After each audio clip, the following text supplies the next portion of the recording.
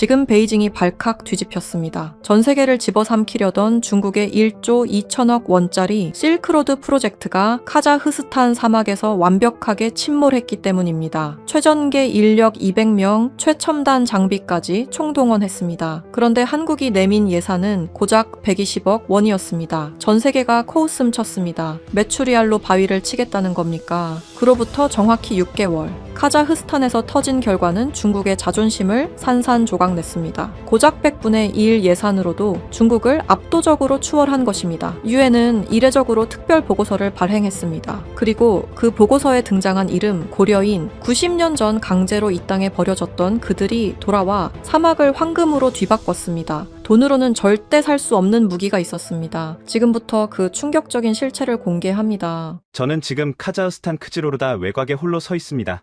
눈앞의 풍경이 도저히 현실로 느껴지지 않습니다. 가슴 속에서 심장이 바닥으로 곤두박질 치는 게 느껴집니다. 중국 농업부에서 30년을 바쳤습니다. 그 30년 동안 단 한 번도 겪어보지 못한 치욕입니다. 제 왼쪽을 보십시오. 축구장 200개 크기의 광활한 대지가 시커멓게 타들어가 있습니다. 마치 거대한 화재가 휩쓸고 지나간 듯 갈라진 땅 틈새로 하얀 염분이 흉터처럼 배어나와 있습니다. 7천억 원. 우리 중국이 이 땅에 쏟아부은 돈입니다. 최신형 무인 트랙터 50대는 엔진이 멈춘 채 고철 덩어리처럼 방치되어 있고, 세계 최고라 자부했던 스마트 관제 센터의 유리는 모래폭풍에 깨져나갔습니다. 이것이 자본과 기술로 자연을 정복하려 했던 우리의 처참한 성적표입니다. 이제 고개를 돌려 오른쪽을 봐주십시오. 불과 철조망 하나를 사이에 둔 그곳에 믿을 수 없는 풍경이 펼쳐져 있습니다. 황금빛입니다. 눈이 시리도록 찬란한 황금빛 물결이 사막의 바람을 타고 일렁입니다. 그 위로 드론들이 마치 꿀벌처럼 부지런히 날아다니고 땅속에서 솟아난 스프링클러가 무지개를 만들어냅니다. 그곳에서는 기계 소음 대신 사람들의 웃음소리와 노래가 들려옵니다. 이것이 한국이 만든 농장입니다. 예산 750억 원. 우리의 10분의 1도 안 되는 돈으로 그들은 사막에서 기적을 피워냈습니다. 저는 떨리는 손으로 얼굴을 감싸 쥐었습니다. 도대체 무엇이 잘못된 걸까요? 어디서부터 우리의 계산이 틀어졌던 걸까요? 그 답을 찾기 위해 저는 이 모든 비극이 시작된 6개월 전의 베이징으로 기억을 되돌려 보겠습니다. 6개월 전, 베이징 농업부 청사 35층 대회의실. 창밖으로는 자금성의 황금 기와가 여름 햇살에 번쩍이고 있었고, 회의실 안엔 냉방 시스템이 가동되어 서늘했습니다. 공기조차 완벽하게 통제된 그곳에서 저는 거대한 스크린 앞에 서 있었습니다. 동지들, 보십시오. 이것이 중화의 미래입니다. 제가 레이저 포인터로 지도를 가리키자 중앙아시아 전역이 붉은색으로 물들었습니다. 프로젝트 만리장성. 지난 10년간 우리는 아프리카와 남미의 식량 기지를 확보했습니다. 이제 마지막 퍼즐은 이곳 중앙아시아입니다. 특히 카자흐스탄은 구소련 시절부터 빵바구니라 불렸던 비옥한 땅입니다. 이곳만 장악하면 중국의 14억 인구는 영원히 배고픔을 모르게 될 것입니다. 회의실에 모인 50명의 고위 관료들이 만족스러운 표정으로 고개를 끄덕였습니다. 분위기는 이미 승리에 도취해 있었습니다. 이번 프로젝트 예산은 7천억 원입니다. 투입될 장비는 위성 제어 트랙터와 인공지능 수확기, 그리고 가뭄에 강한 유전자 조작 밀종자입니다. 이것은 단순한 농사가 아닙니다. 대륙의 힘을 보여주는 군사 작전과도 같습니다. 그때 장관이 흡족한 미소를 지으며 입을 열었습니다. 천보 동지, 완벽하오. 카자흐스탄 정부도 우리 제안에 감동했겠지? 단독 계약이나 마찬가지 아니겠소? 물론입니다. 장관 동지, 우리 외에 누가 감히 이런 규모를 감당하겠습니까? 저는 자신만만하게 대답했습니다. 하지만 그 순간 회의실 문이 벌컥 열리며 외교부 연락관이 창백한 얼굴로 뛰어 들어왔습니다. 긴급 보고입니다. 카자흐스탄 정부가 단독 수의 계약을 거부했습니다. 회의실의 공기가 순식간에 얼어붙었습니다. 장관의 눈썹이 꿈틀거렸습니다. 거부? 감히 우리 돈을 거절해. 조건이 마음에 안 든답니까? 아닙니다. 경쟁 입찰을 원한다고 합니다. 다른 국가의 참여를 허용했습니다. 경쟁? 하하하. 장관이 책상을 치며 웃음을 터뜨렸습니다. 그것은 어이없음과 분노가 뒤섞인 웃음이었습니다. 재밌군. 우리 중국과 돈으로 경쟁하겠다는 정신 나간 나라가 어디요? 미국? 아니면 오일머니를 앞세운 사우디? 연락관은 침을 꿀꺽 삼키더니 믿기 힘들다는 듯 입을 열었습니다. 한국입니다. 순간 회의실에는 정적이 흘렀습니다. 그리고 3초 뒤 폭소가 터져 나왔습니다. 저 역시 참지 못하고 피식 웃음을 흘렸습니다. 한국, 그 좁은 땅덩어리에서 비닐하우스나 짓는 나라 말입니까? 자기네 식탁에 오르는 배추도 우리 산둥성에서 수입해가는 주제에 중앙아시아에서 우리랑 붙겠다고요? 이거 코미디가 따로 없군. 메추리알로 바위를 치겠다는 겁니까? 여기저기서 조롱 섞인 비난이 쏟아졌습니다. 국토 면적이 우리 헤이룽장성 하나보다 작은 나라, 농업 기술이라고 해봤자 아기자기한 딸기 농사나 짓는 나라, 그런 한국이 대륙의 농업에 도전장을 내밀었다는 사실 자체가 우리에겐 모욕이었습니다. 한국 측 제안서입니다. 연락관이 얇은 서류 봉투 하나를 내밀었습니다. 우리 측 제안서는 트럭으로 실어야 할 만큼 방대한 분량이었는데 한국 측 서류는 고작 수십 장에 불과했습니다. 장관은 서류를 쳐다보지도 않고 제게 던졌습니다. 천보 동지, 자네가 훑어보고 브리핑하시오. 대체 무슨 배짱인지 구경이나 해봅시다. 저는 건성으로 서류를 넘겼습니다. 프로젝트명 아리랑, 촌스러운 이름이었습니다. 하지만 예산 항목을 보는 순간 저는 제 눈을 의심했습니다. 장관 동지, 이거 보십시오. 예산이 750억 원입니다. 750억 위안이 아니라? 아니요. 750억 원. 한화입니다. 위안화로 환산하면 40억 위안도 안 됩니다. 우리 예산의 10분의 1 수준이에요. 회의실이 다시 한번 술렁거렸습니다. 거지들이 적선하러 오는 것도 아니고 그 돈으로 뭘 하겠다는 거야? 장비 목록은 더 가관입니다.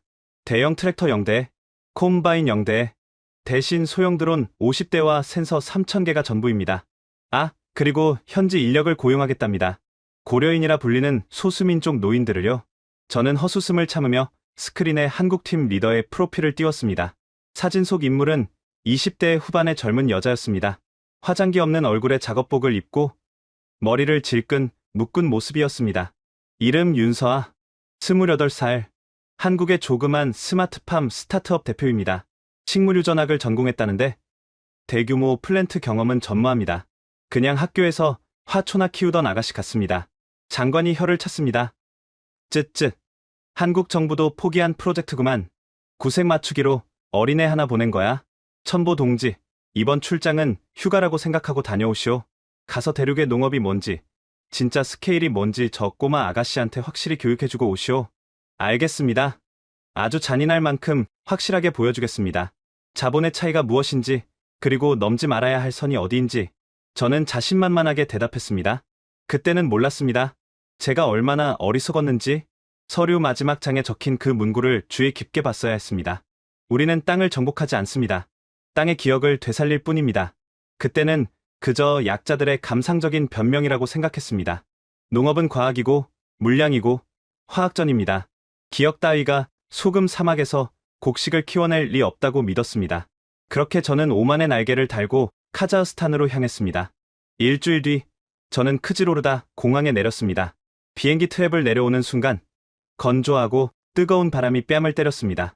입안이 텁텁해지는 모래맛, 그리고 미세하게 느껴지는 짠 냄새, 그것은 수십 년 전 말라버린 아라레의 유령들이 보내는 경고 같았습니다. 공항을 빠져나와 현장으로 향하는 길, 저 멀리 지평선 끝에서 거대한 흙먼지가 피어오르는 것이 보였습니다. 우리 선발대가 도착해 대지를 갈아엎고 있는 웅장한 광경이었습니다. 수십 대의 트랙터가 대열을 맞춰 땅을 뒤집는 모습은 마치 전차 부대의 진격 같았습니다. 가슴이 벅차올랐습니다. 그래, 이게 바로 농업이지. 이게 바로 중국이지. 그런데 우리 구역 맞은편, 철조망 너머 한국 구역은 이상하리만치 조용했습니다. 먼지 구름도 엔진 소리도 없었습니다. 그저 낡은 군용 천막 몇 개와 컨테이너, 박스만이 덩그러니 놓여있을 뿐이었습니다. 도망친 건가? 장비가 하나도 안 보이는데? 옆에 있던 조수가 비아냥거렸습니다. 하지만 차가 가까워지자 저는 무언가를 보고 눈을 가늘게 떴습니다. 그 땡볕 아래 한 여자가 서 있었습니다. 윤서아였습니다. 그녀는 사진보다 훨씬 왜소해 보였습니다. 흙투성이가 된 작업복을 입고 땅을 파는 대신 무릎을 꿇고 앉아 있었습니다. 그런데 그녀의 행동이 기이했습니다. 그녀는 땅에 귀를 대고 무언가를 듣는 것처럼 보였습니다. 그리고 그녀의 손에는 농기구 대신 아주 낡고 녹슨 나침반 하나가 들려 있었습니다. 농사를 짓겠다더니 나침반. 대다가 땅에 귀를 대고 있다고? 미친 건가?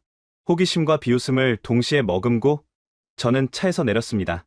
그녀에게 다가가는 제 구두 굽소리가 쩍쩍 갈라진 땅 위로 날카롭게 울려 퍼졌습니다. 그녀가 천천히 고개를 들어 저를 바라보았습니다. 그 눈빛. 사막의 태양보다 더 뜨겁고 깊은 우물처럼 고요한 그 눈빛을 마주한 순간 저는 묘한 전율을 느꼈습니다. 그녀는 왜 멈춰버린 나침반을 들고 있었을까요? 그리고 그녀가 땅속에서 듣고 있었던 것은 과연 무엇이었을까요? 이 황무지 아래 잠들어 있던 거대한 비밀이 곧 깨어날 준비를 하고 있었습니다. 여기가 농장입니까? 아니면 난민 수용소입니까? 제 첫 마디는 인사가 아닌 비아냥이었습니다. 윤서아 대표와의 첫 대면은 그렇게 시작되었습니다. 그녀는 천천히 자리에서 일어났습니다. 흙먼지가 묻은 무릎을 탁탁 털어내는 모습이 너무나 태연해서 순간 할 말을 잃을 뻔했습니다. 가까이서 본 그녀는 훨씬 더 작고 왜소했습니다. 제 어깨에도 미치지 못하는 키, 햇볕에 그을린 피부, 그리고 아무렇게나 질끈 묶은 검은 머리칼, 7천억 원이라는 거대 자본과 맞서 싸우러 온 적장이라기보다는 배낭여행을 온 대학생처럼 보였습니다. 환영합니다. 첨보 엔지니어님, 먼 길 오시느라 고생하셨네요. 그녀가 손을 내밀었습니다. 그 손은 거칠고 투박했습니다. 굳은 살이 박인 손바닥, 적어도 책상 물림은 아니라는 증거였습니다. 저는 그 손을 잡는 둥 마는 둥하고는 주위를 둘러보았습니다. 윤 대표, 농담할 기분 아닙니다. 제가 오는 길에 본 건 우리 중국팀의 최신형 트랙터 50대가 대지를 뒤흔드는 모습이었습니다. 그런데 여기는 뭡니까? 삽 한 자루 안 보이고 트랙터 엔진 소리 대신 팔이 날아다니는 소리만 들리는군요. 제 말은 과장이 아니었습니다. 한국팀의 베이스 캠프는 초라하기 그지없었습니다. 낡은 군용 천막 3동, 페인트가 벗겨진 컨테이너 박스 2개, 그리고 그 주변을 오가는 사람들은 고작해야 10여 명 남짓이었습니다. 더 기가 막힌 건 그들의 행색이었습니다. 최첨단 작업복을 입은 우리 엔지니어들과 달리 그들은 헐렁한 셔츠에 밀짚 모자를 쓰고 있었습니다. 마치 19세기 농부들의 흑백 사진을 보는 것 같았습니다. 저분들 엔지니어 맞습니까? 아니면 현지에서 급하게 구한 일용직입니까? 제가 턱끝으로 한 노인을 가리켰습니다. 칠수는 넘어 보이는 주름진 얼굴에 노인이 쭈그리고 앉아 흙냄새를 맡고 있었습니다. 윤서아의 눈빛이 순간 날카로워졌습니다. 말씀 조심해 주시죠. 저분들은 일용직이 아니라 이 땅의 주인들입니다. 주인? 카자흐스탄 사람 말입니까? 고려인입니다. 빅토르 최 선생님이시죠. 평생을 이 크즈로르다의 소금 땅과 싸워오신 분입니다. 고려인. 그 단어를 듣는 순간 묘한 기시감이 들었습니다. 스탈린의 강제 이주 정책으로 연해주에서 이곳 중앙아시아로 쫓겨난 조선의 유민들, 역사책에서나 봤던 그 유령들이 지금 제 눈앞에 살아 움직이고 있다는 사실이 믿기지 않았습니다. 하지만 감상은 거기까지였습니다. 역사는 존중합니다만, 윤 대표, 농사는 감성이 아니라 과학입니다. 경험이 밥 먹여주는 시대는 지났습니다. 데이터와 장비가 밥을 먹여주죠. 당신의 장비는 어디 숨겨놨습니까? 윤서아는 피식 웃더니 컨테이너 박스 쪽을 가리켰습니다. 저기 다 있습니다. 저 컨테이너 하나에 트랙터가 들어간다고요? 트랙터는 없습니다. 대신 더 강력한 게 있죠. 그녀가 휘파람을 불자 컨테이너 지붕이 열리며 윙하는 소리와 함께 무언가가 날아올랐습니다. 드론이었습니다. 하지만 제가 알던 방제용 대형 드론이 아니었습니다. 손바닥만한 크기의 소형 드론 50대가 마치 벌떼처럼 대형을 이루며 날아올랐습니다. 그것들은 일정한 간격을 유지하며 황무지 위를 낮게 비행하기 시작했습니다. 벌새라고 부릅니다. 초분광 센서를 탑재했어요. 지금 땅속 30cm 깊이의 염분 농도와 수분 함량을 실시간으로 스캔하고 있는 중입니다. 그녀가 태블릿 PC를 내밀었습니다. 화면에는 드론들이 보내온 데이터가 3차원 지도로 그려지고 있었습니다.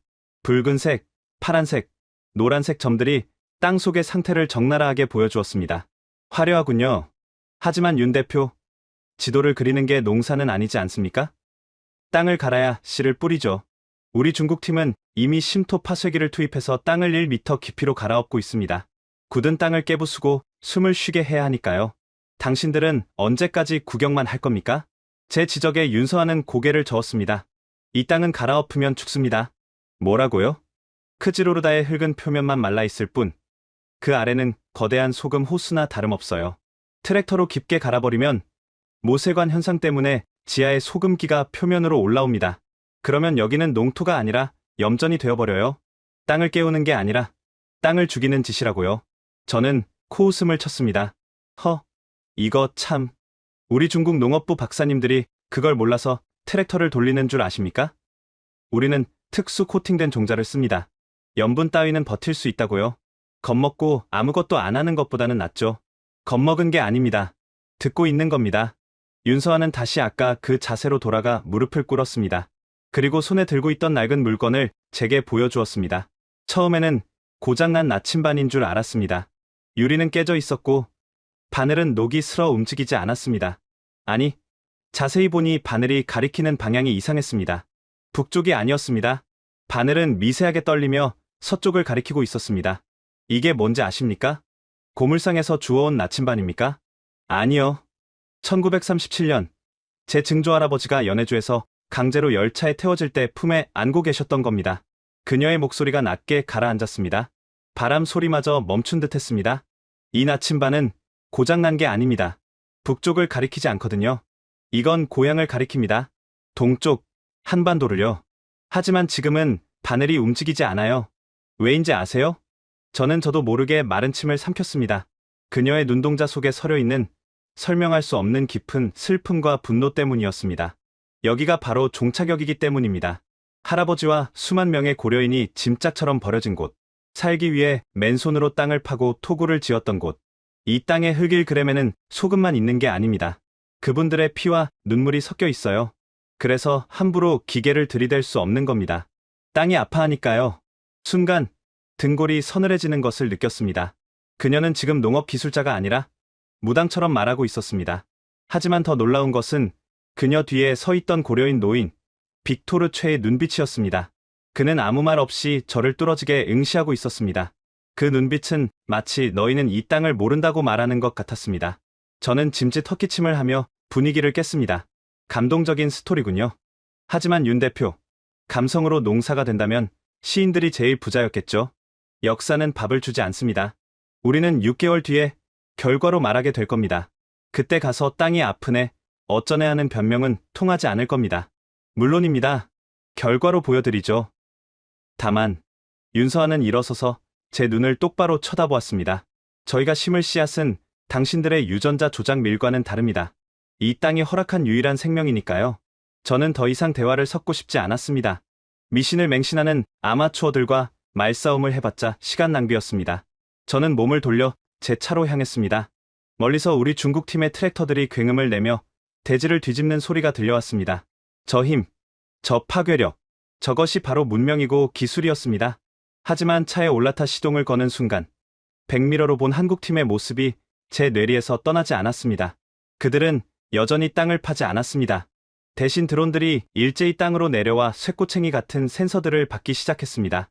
마치 침술사가 환자의 몸에 침을 놓듯 아주 조심스럽고 정밀하게 침을 놓는다?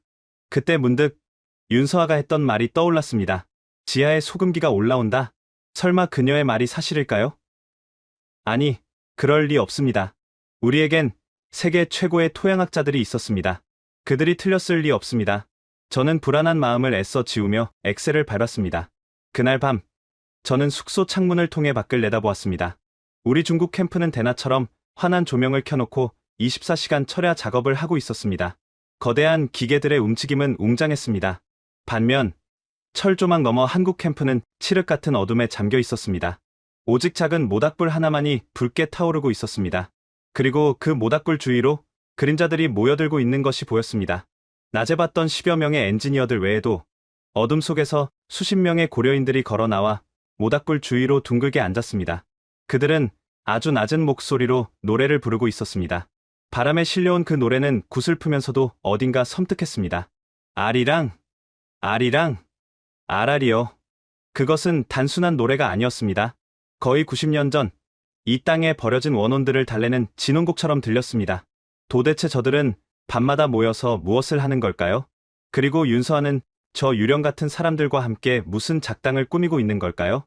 다음날 아침, 저는 현장에 도착하자마자 비명을 지를 뻔했습니다. 밤새 철야 작업을 마친 우리 쪽 밭의 흙 색깔이 변해 있었습니다. 어제까지만 해도 짙은 갈색이었던 흙 위로 하얗게 서리가 내린 것처럼 무언가가 덮여 있었습니다. 설마. 저는 차에서 내려 미친 듯이 달려갔습니다. 손으로 흙을 찍어 맛을 보았습니다. 짭니다. 소금입니다. 윤서아의 말이 맞았습니다.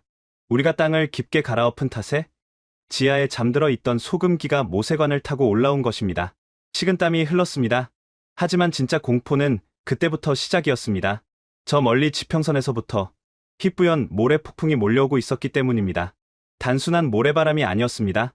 그것은 소금 폭풍, 이 지역 사람들이 하얀 죽음이라 부르는 재앙이었습니다. 물을 쏟아부어 씻어내란 말이다. 제 고함 소리가 무전기를 타고 현장 전체에 울려 퍼졌습니다. 새벽에 발견된 하얀 소금기는 우리 팀에게 사형 선고나 다름없었습니다. 저는 즉시 비상대책을 가동했습니다. 인근 시르다리아 강에서 물을 끌어와 밭을 통째로 씻어내기로 결정했습니다. 막대한 양의 농업용수가 펌프를 통해 콸콸 쏟아졌습니다. 7천억 원의 예산이 있었기에 가능한 물량 공세였습니다. 국장님, 이러면 지하 수위가 더 올라갑니다. 악순환입니다. 토양학자가 우려를 표했지만 저는 묵살했습니다. 당장 눈앞에 소금을 없애는 게 급선무였습니다. 하루 종일 물을 퍼부은 끝에 흙은 다시 검은색을 되찾았습니다. 저는 안도의 한숨을 내쉬었습니다. 역시 돈으로 해결 못할 문제는 없습니다. 다음 날부터 우리는 본격적인 파종에 들어갔습니다. 중국이 자랑하는 드래곤 7 무인 트랙터 50대가 일제히 기동했습니다.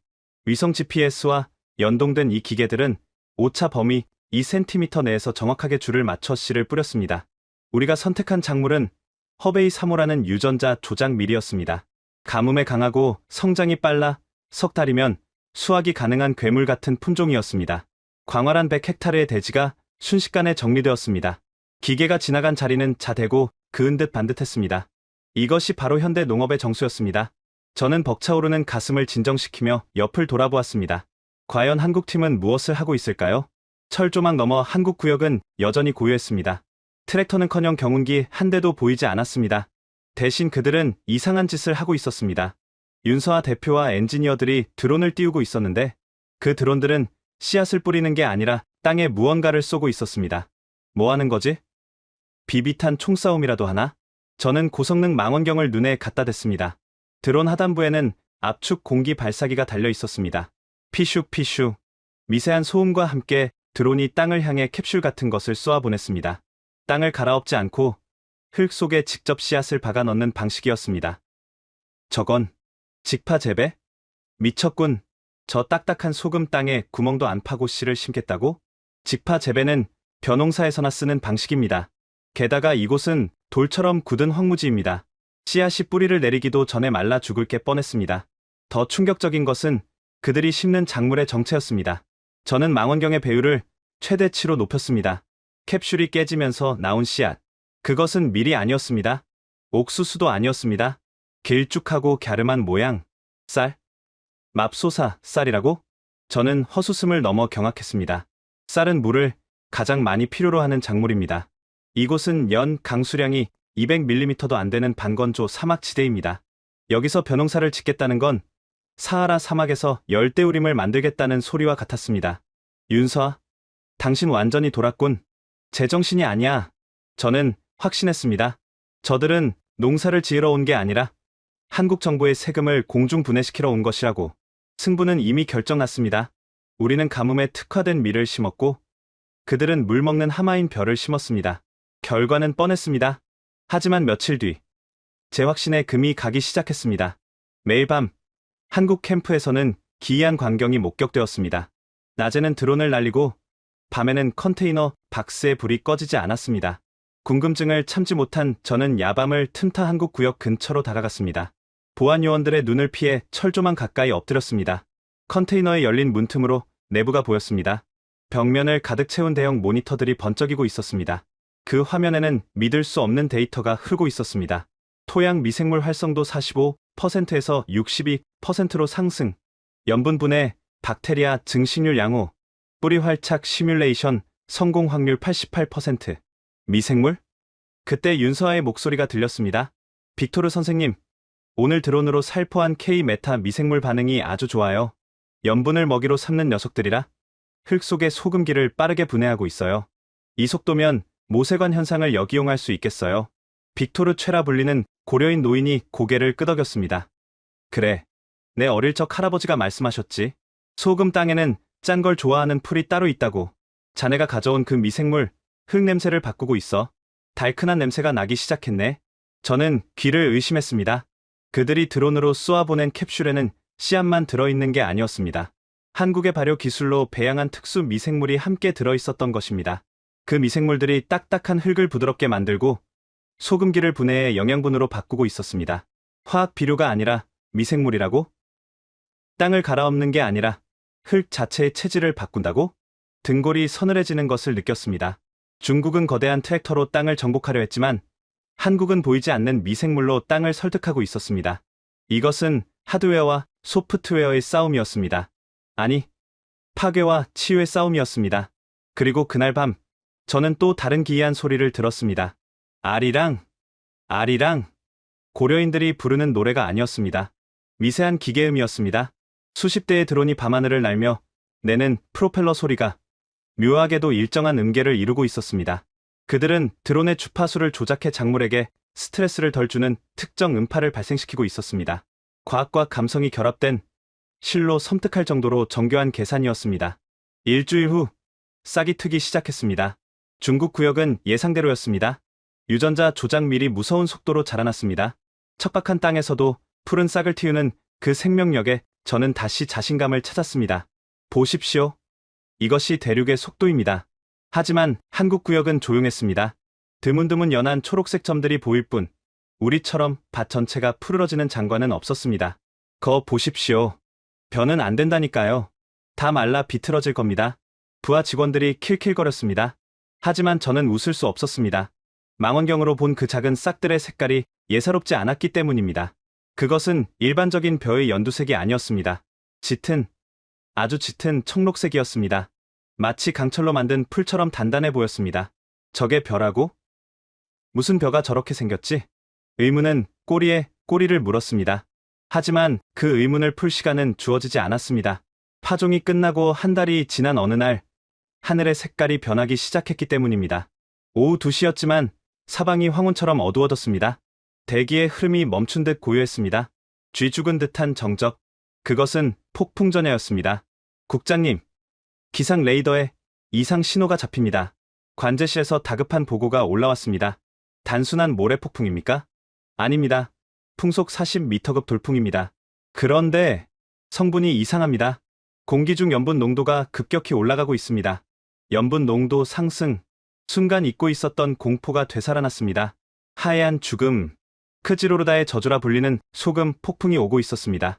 저는 급히 창밖을 내다보았습니다. 지평선 너머에서 거대한 하얀 벽이 우리를 향해 달려오고 있었습니다. 모래가 아니었습니다. 말라버린 아랄의 바닥에서 긁어 모은 수천 톤의 소금 결정체들이었습니다. 비상, 전원 비닐하우스 밀폐, 방풍벽 올려. 하지만 늦었습니다. 7천억 원짜리 첨단 장비들은 자연의 분노 앞에 너무나 무력했습니다. 하얀 벽이 우리 농장을 덮치기 직전, 저는 본능적으로 한국 구역을 쳐다보았습니다. 그들은 도망치지 않았습니다. 윤서아와 고려인들은 밭 한가운데 서 있었습니다.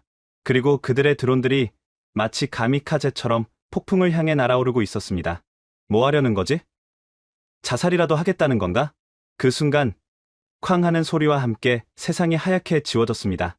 귀를 찢는 듯한 굉음과 함께 하늘과 땅의 경계가 사라졌습니다. 세상은 온통 하얀색이었습니다. 눈보라가 아닙니다. 살을 파고드는 날카로운 소금 결정들이 폭풍우처럼 휘몰아쳤습니다. 이것이 바로 크지로르다의 저주, 하얀 죽음이었습니다.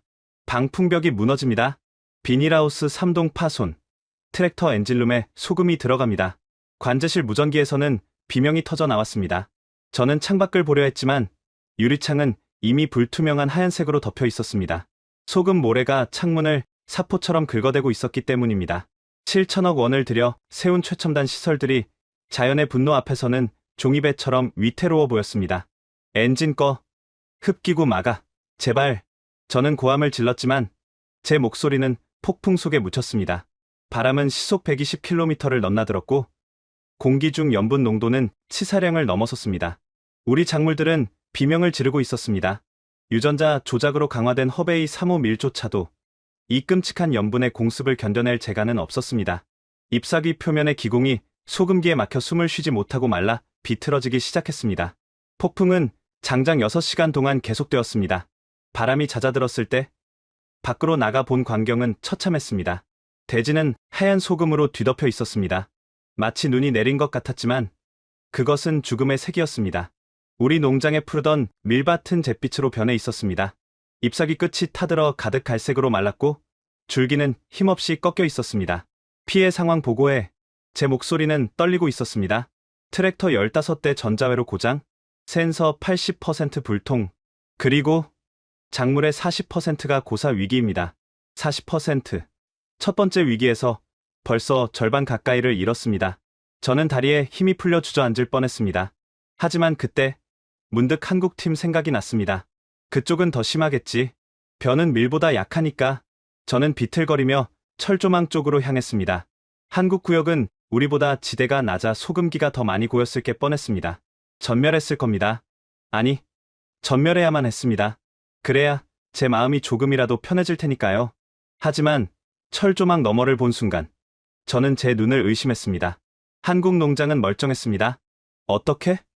하얀 소금기가 밭고랑 사이에 수북이 쌓여 있었지만 그 위로 꼿꼿하게 서 있는 작물들이 보였습니다. 꺾이지 않았습니다. 마르지도 않았습니다. 오히려 그 짙은 청록색 잎사귀들은 소금을 뒤집어 쓴 채 더 강렬한 생명력을 뿜어내고 있었습니다. 가까이 다가가 자세히 들여다보았습니다.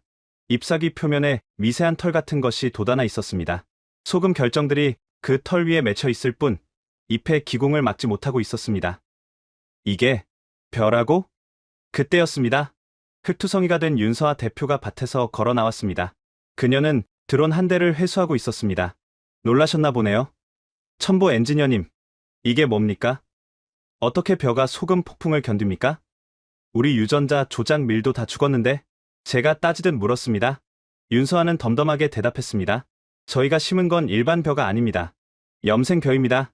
퉁퉁마디 같은 염생 식물의 유전자를 벼에 결합한 신품종이죠. 이름은 아리랑이라고 지었어요. 아리랑? 네. 슬픔을 넘어 희망으로 피어나는 노래처럼요. 이 벼는 소금을 도구로 생각하지 않아요.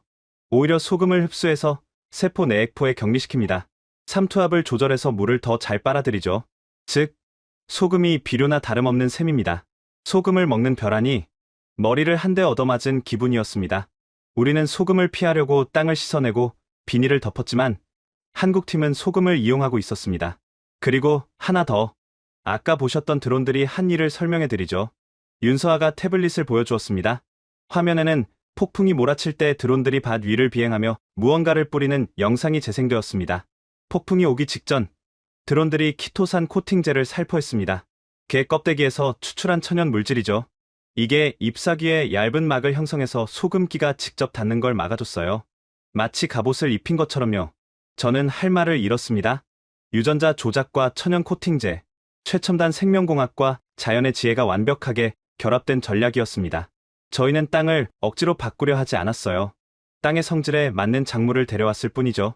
그녀의 말 한마디 한마디가 비수가 되어 꽂혔습니다.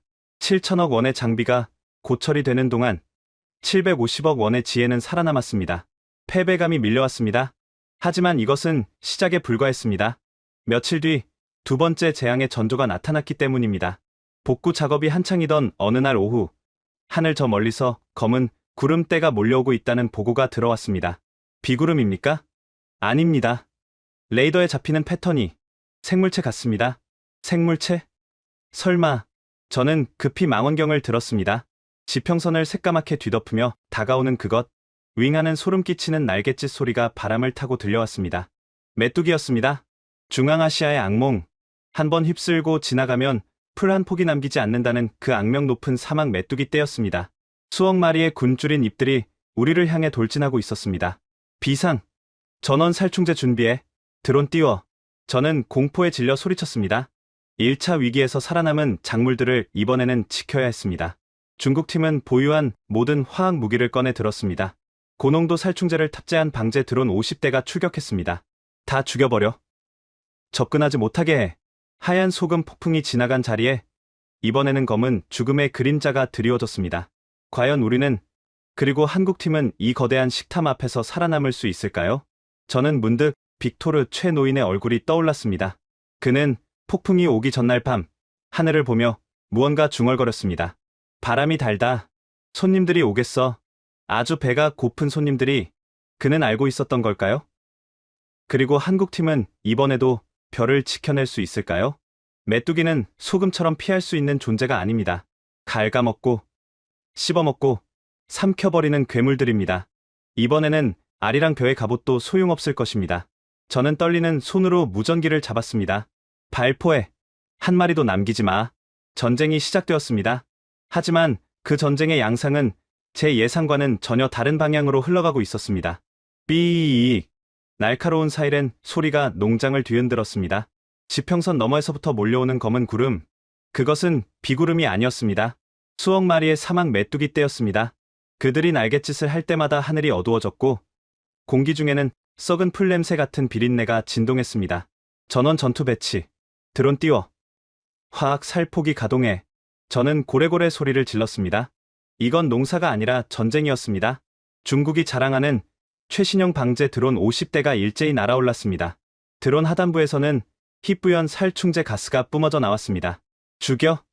다 쓸어버려. 독한 화학약품 냄새가 코를 찔렀습니다. 메뚜기 떼의 선두 그룹이 살충제 구름 속으로 뛰어들었습니다.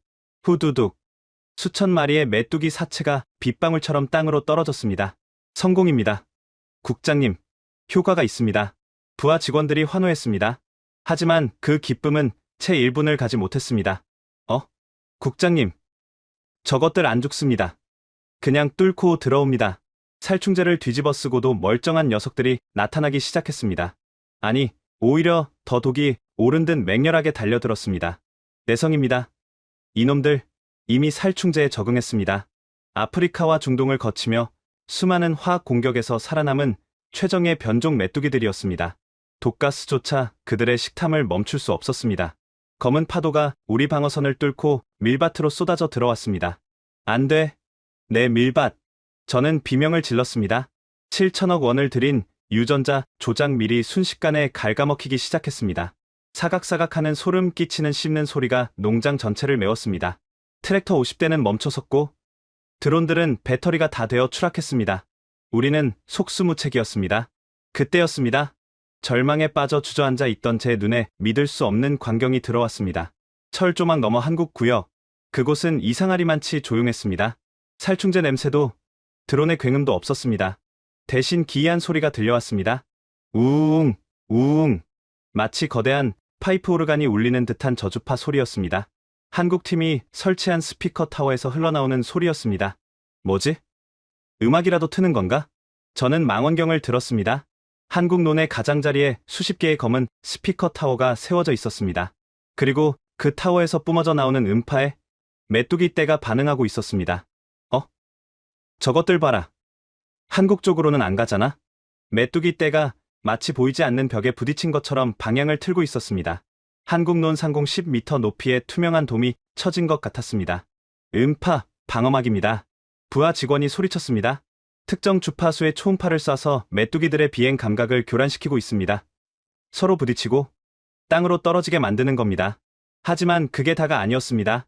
한국 구역 외곽에는 고려인들이 횃불을 들고 서 있었습니다. 그들은 바람을 등지고 연기를 피워 올리고 있었습니다. 저 연기 냄새, 쑥인가?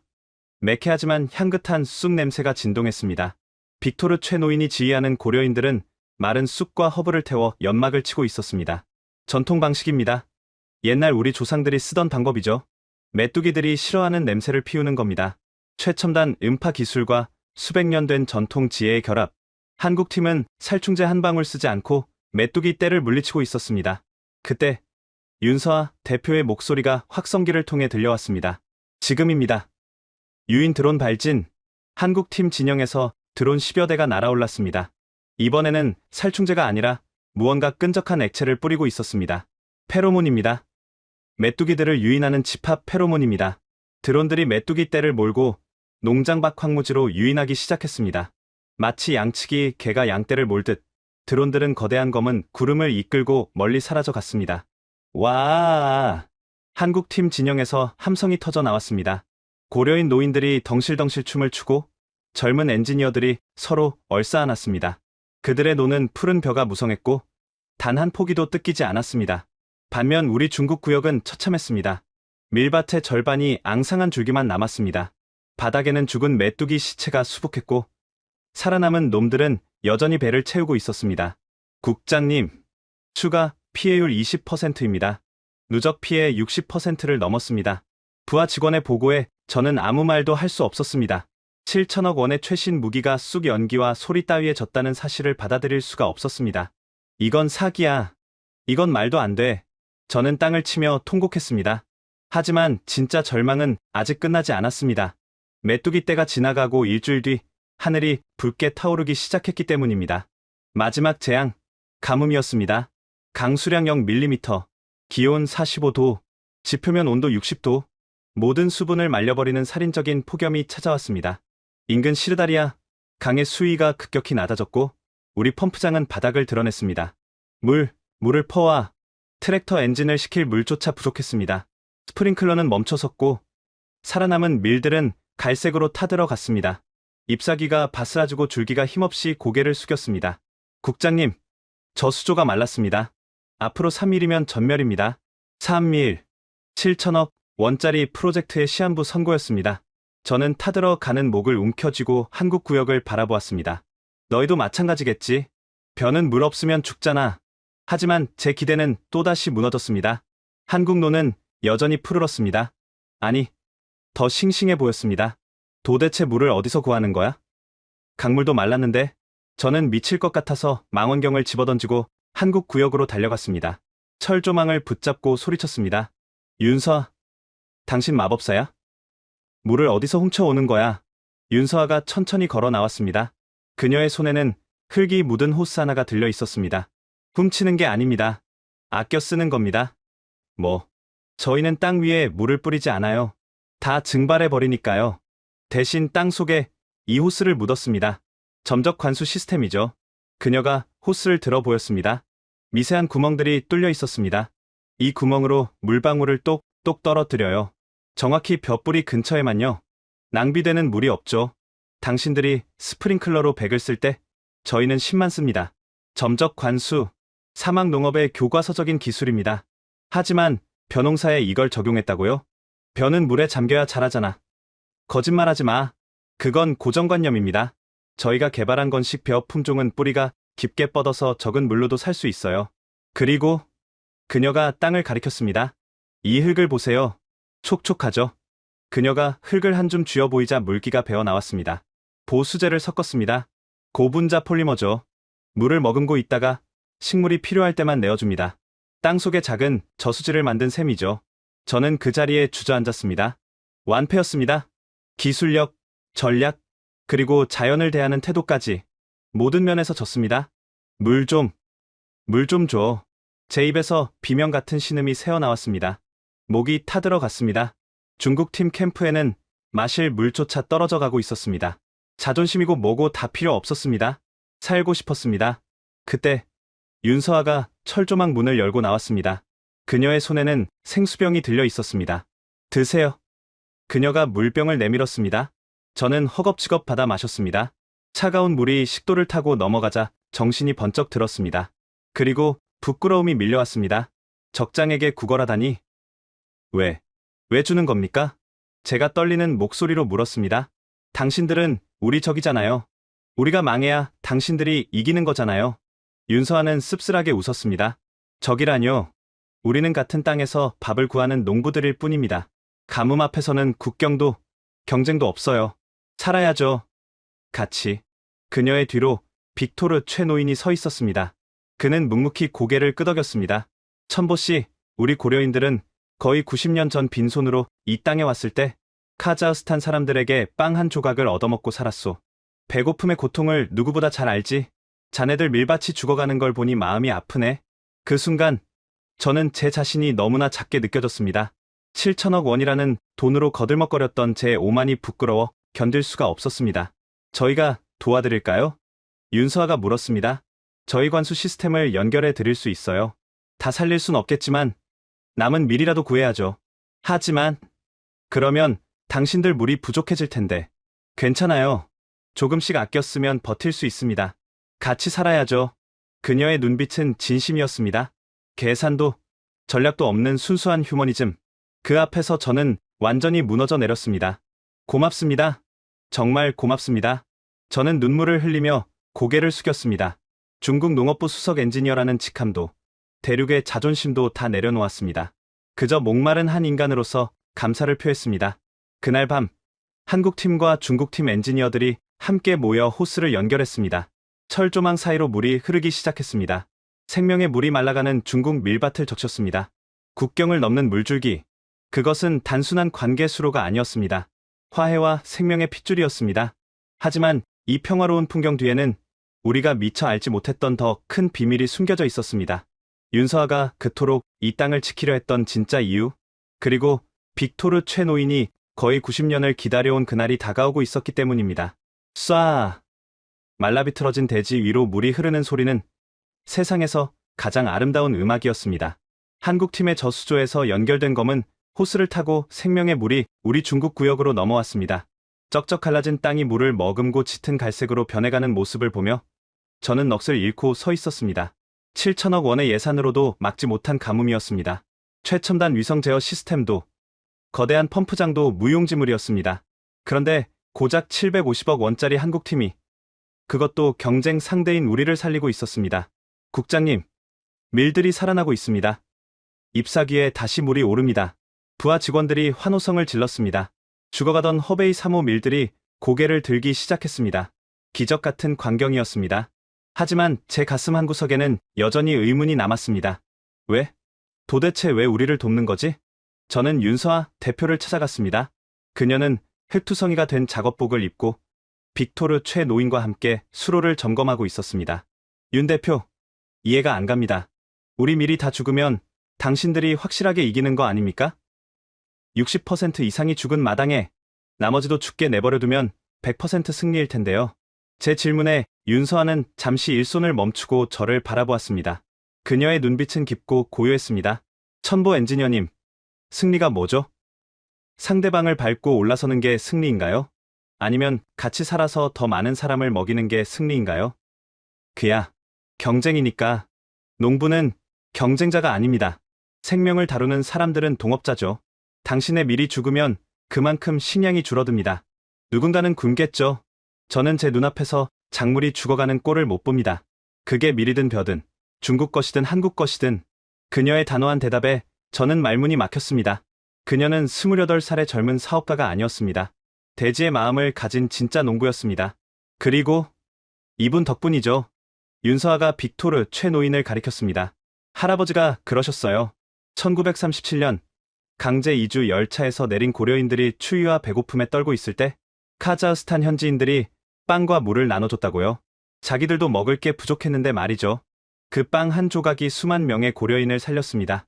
빅토르 노인이 거친 손으로 수로의 흙을 다독이며 입을 열었습니다. 맞네. 그때 우리가 배운 건 하나야. 콩 한 쪽도 나눠 먹어야 산다는 것. 자네들 중국 팀도 여기선 이방인 아닌가. 물 한 모금 못 마시고 쓰러지는 걸 보고만 있을 순 없지. 그의 말에 가슴이 찡해졌습니다. 거의 90년 전 죽음의 문턱에서 살아남은 자들이 베푸는 자비. 그것은 돈으로 살 수 없는 위대한 유산이었습니다. 고맙습니다. 정말 고맙습니다, 어르신. 저는 빅토르 노인의 손을 잡고 고개를 숙였습니다. 중국 농업부 고위 관료가 일개 현지인 노인에게 머리를 조아리는 순간이었습니다. 하지만 부끄럽지 않았습니다. 오히려 그 투박한 손에서 전해지는 온기에 눈물이 날 것 같았습니다. 그날 이후 우리 농장의 분위기는 완전히 바뀌었습니다. 중국 엔지니어들과 한국팀, 그리고 고려인들이 뒤섞여 함께 일하기 시작했습니다. 우리는 한국의 점적 관수 기술을 배우고 그들은 우리의 대형 장비 수리를 도와주었습니다. 어이, 왕씨, 그 호스 여기 연결해. 김 반장님, 트랙터 엔진 오일 갈아드릴까요?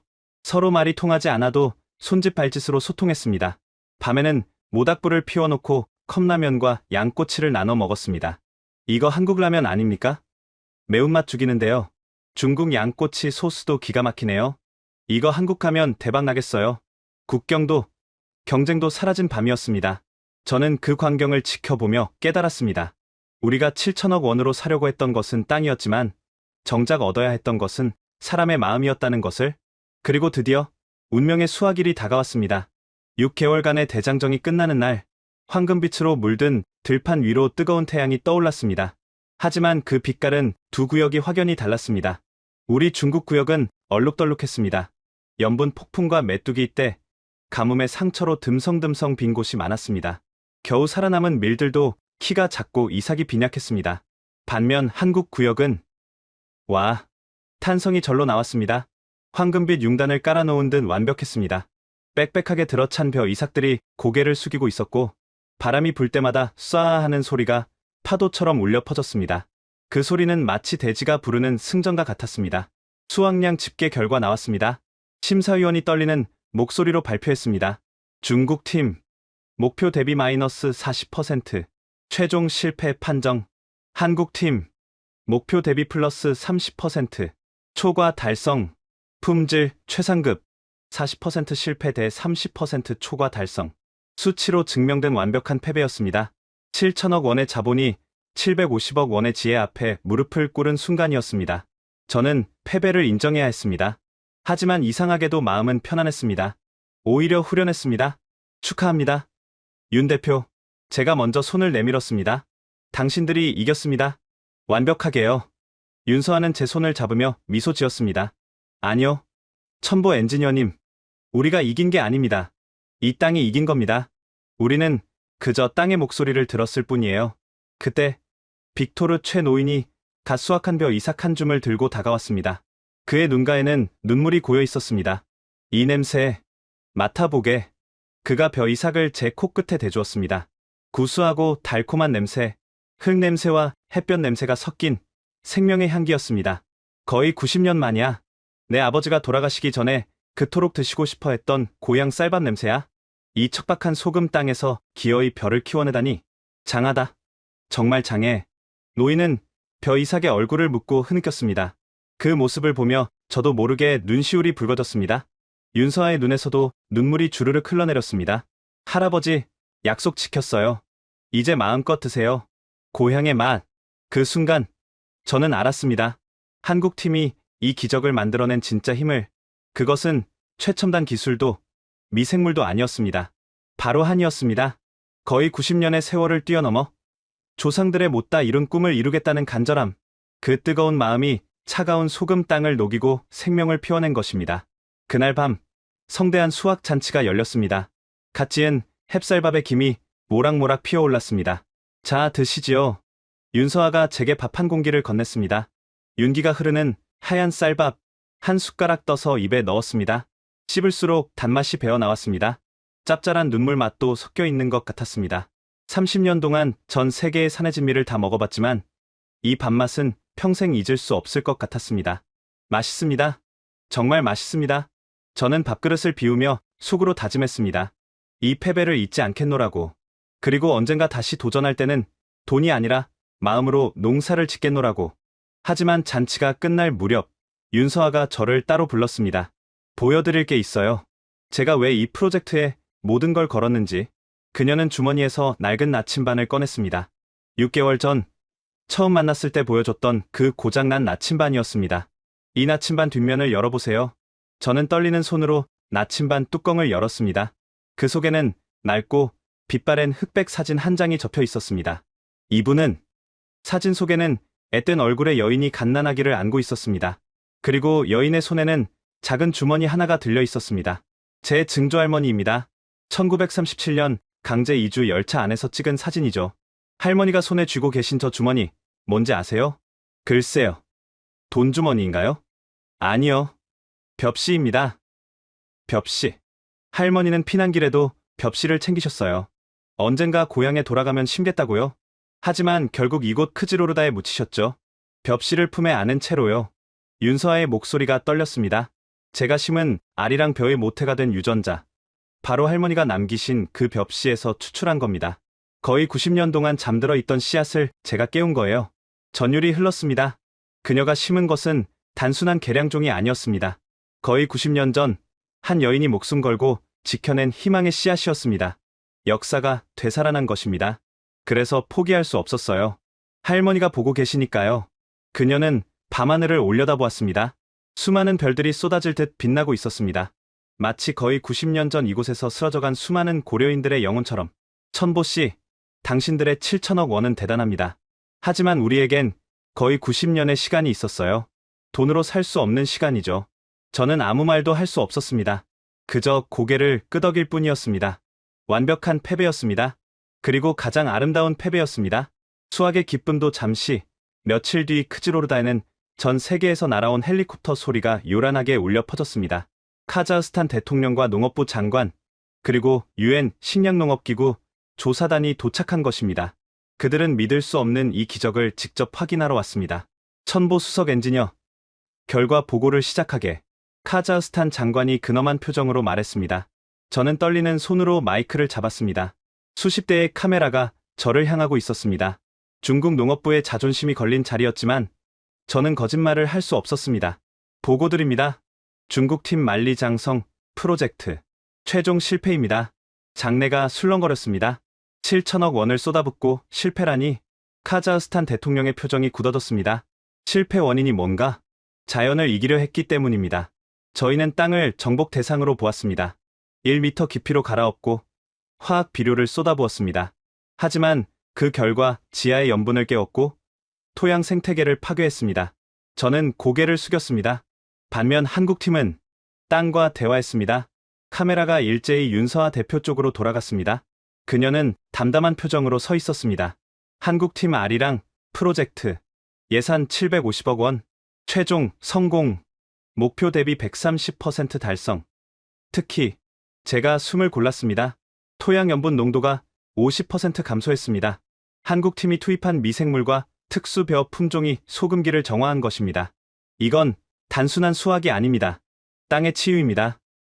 오, 장내에서 탄성이 터져 나왔습니다. UN 조사단원들이 일제히 박수를 쳤습니다. 카자흐스탄 대통령이 자리에서 일어나 윤서아에게 다가갔습니다. 윤 대표, 당신들이 해낸 건 기적입니다. 우리 카자흐스탄의 100년 수건을 풀었습니다. 이 죽음의 땅을 황금 들판으로 바꾸다니. 대통령이 윤서아의 손을 꽉 잡았습니다. 감사합니다.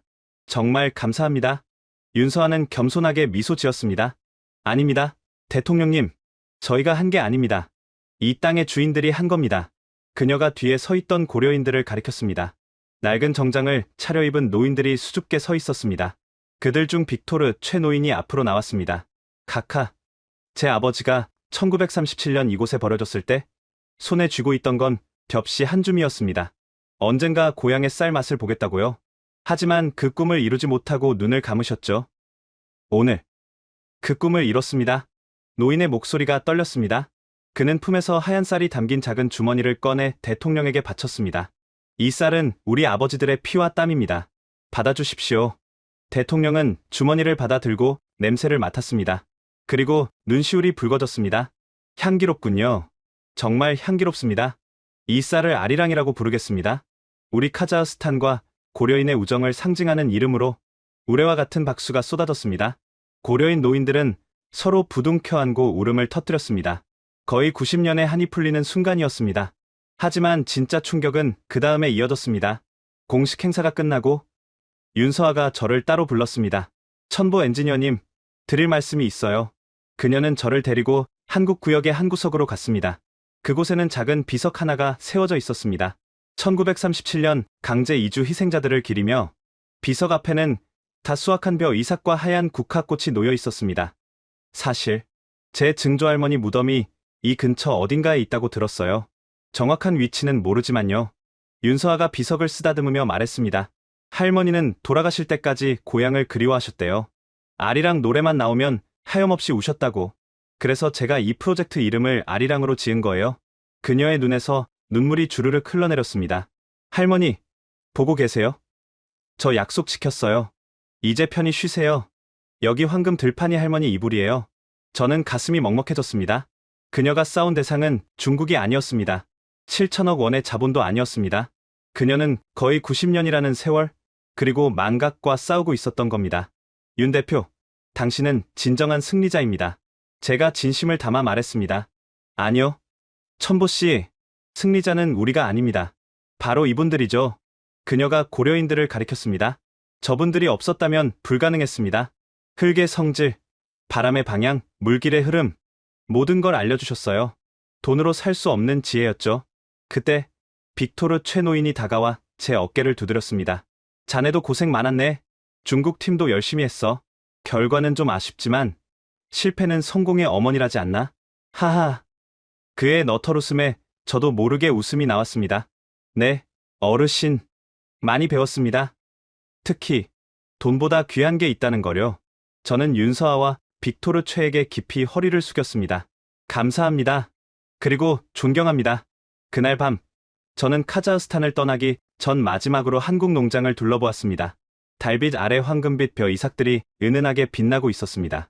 그 풍경은 마치 수만 명의 촛불이 켜진 것 같았습니다. 거의 90년 전 이곳에서 쓰러져간 영혼들이 밝히는 희망의 불빛처럼 저는 주머니에서 작은 수첩을 꺼냈습니다. 그리고 꾹꾹 눌렀었습니다.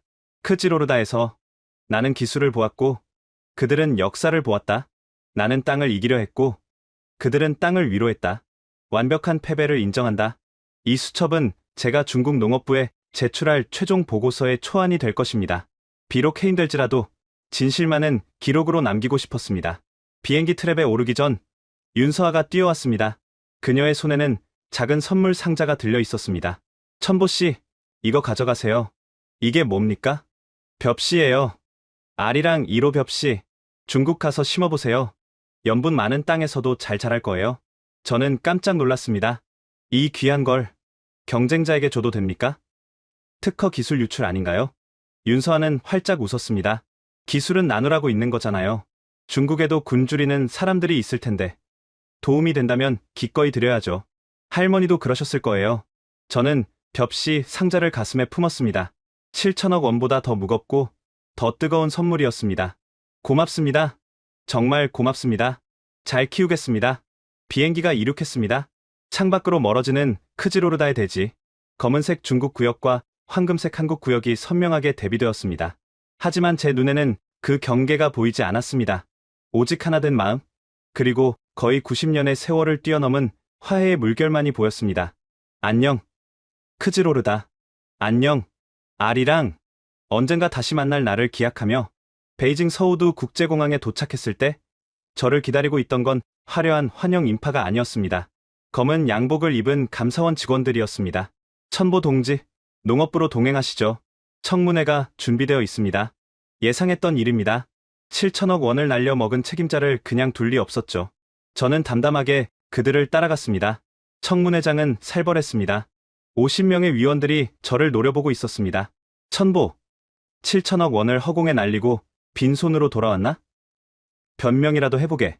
위원장이 책상을 치며 호통쳤습니다. 저는 천천히 가방을 열었습니다. 그리고 윤서아가 준 벽시 상자를 꺼내 책상 위에 올려놓았습니다. 빈손이 아닙니다. 이걸 가져왔습니다. 그게 뭔가? 쌀인가? 네. 한국팀이 개발한 알이랑 벽시입니다. 소금 땅에서도 잘 자라는 기적의 쌀이죠. 저는 벽시 한 줌을 집어들어 위원들에게 보여주었습니다. 위원장 동지, 우리는 7천억 원으로 콘크리트를 쏟아부었지만 실패했습니다. 하지만 한국은 750억 원으로 이 씨앗을 심어 성공했습니다. 왜인지 아십니까? 좌중이 조용해졌습니다. 우리는 땅을 돈으로 샀지만 그들은 땅을 마음으로 샀기 때문입니다. 거의 90년 전 그 땅에 묻힌 조상들의 피와 땀, 그리고 잊지 않겠다는 기억, 그것이 그들의 무기였습니다. 저는 목소리를 높였습니다. 우리가 진 건 기술이 아닙니다. 정신입니다. 사람을 귀하게 여기고 역사를 기억하는 그 정신에 진 것입니다. 청문회장은 찬물을 끼얹은 듯 고요했습니다. 위원장의 얼굴이 불그락불그락했습니다. 지금 한국을 찬양하는 건가? 아닙니다. 진실을 말하는 겁니다. 중국이 진정한 대국이 되려면 돈 자랑이 아니라 이런 정신을 배워야 한다고 말씀드리는 겁니다. 저는 벽시를 다시 상자에 담았습니다. 저는 해임되겠죠. 하지만 이 벽시만은 연구소에 보내주십시오. 우리 중국의 척박한 땅에서도 희망을 싹 틔울 수 있게 해주십시오. 그게 제가 할 수 있는 마지막 속죄입니다. 저는 깊이 고개를 숙였습니다. 긴 침묵이 흘렀습니다. 며칠 뒤 저는 해임 통보를 받았습니다. 하지만 후회는 없습니다. 오히려 마음이 편안합니다. 저는 이제 고향으로 내려가 작은 농사를 지을 생각입니다. 윤서아가 준 벽시를 심어서요. 그리고 언젠가 황금빛 들판이 만들어지면 그녀를 초대하고 싶습니다. 따뜻한 밥 한 끼 대접하고 싶습니다. 윤 대표, 당신이 옳았어. 땅은 거짓말을 하지 않아. 베이징의 밤하늘을 올려다봅니다. 저 멀리 카자흐스탄의 별들이 반짝이는 것 같습니다. 거의 90년 전 고려인들이 보았던 그 별들이겠죠? 아리랑, 아리랑, 아라리요. 어디선가 구슬픈 노래가 들려오는 것 같습니다. 슬픔을 넘어 희망으로 승화된 그 노래가 제 가슴을 울립니다. 오늘의 사연 어떠셨나요? 예산 7천억 원 대 750억 원. 피해율 60% 대 0%. 수확량 목표 대비 마이너스 40% 대 30%. 중국 수석 엔지니어는 이렇게 말했습니다. 우리는 땅을 정복하려 했고, 그들은 땅을 위로했습니다. 완벽한 패배를 인정합니다. 아무도 믿어주지 않았습니다. 비닐하우스나 짓는 나라라고 비웃었습니다. 그런데 90년 전 강제 이주 열차에서 품에 안고 온 벽시 안주미, 소금 사막을 황금, 들판으로 바꿨습니다. 포기하지 않은 사람들이 있었습니다. 땅의 목소리를 들은 사람들이 있었습니다. 가슴이 뜨거워졌다면 대한민국 화이팅 한 문장만 남겨주세요. 이 영상이 더 많은 사람에게 닿을수록 묵묵히 싸우는 우리의 이야기가 세상에 알려집니다. 그것이 우리가 할 수 있는 응원입니다.